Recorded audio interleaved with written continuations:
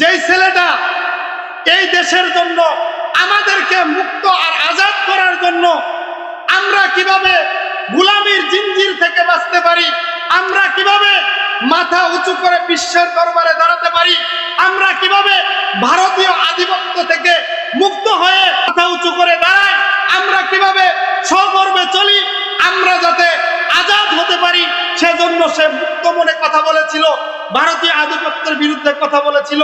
কিন্তু বড় আফসোস আর বড় বদনসিব আমাদের মায়েদের পেটে এমন কুলাঙ্গার সন্তান জন্ম দেয় যে সন্তানেরা ভালো কিছু তাদের ভালো লাগে না, ভালো সন্তানদেরকে তারা দুনিয়ায় থাকতে দেয় না। আমাদের বাবারা এমন সন্তান জন্ম দেয় যাদের সন্তানেরা ভালো কথা শুনতে চায় না, অল্প ভোট আর ভোটের আশায়, অল্প কিছু টাকার আশায় এই ছেলেটাকে তারা হত্যা করেছে। বলেন না ইন্না লিল্লাহি ওয়া ইন্না ইলাইহি রাজিউন। আজকে তার জানাজা হয়েছে।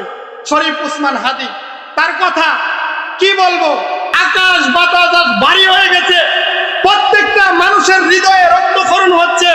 কি হলো এটা?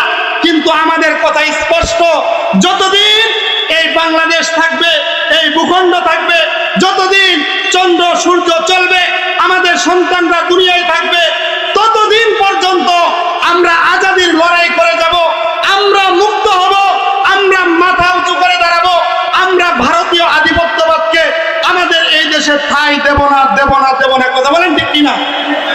আল্লাহ রাব্বুল আলামিন এই ছেলেটাকে পরিপূর্ণ শহীদে হাকিকি হিসাবে কবুল করুক।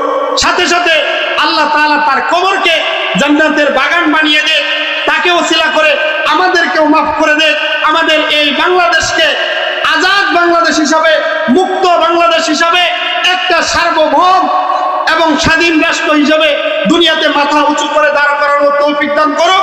সাথে সাথে আল্লাহ রাব্বুল আলামিন তার পরিবারের লোকদেরকেও এই সুখ সইবার তৌফিক দান করুক।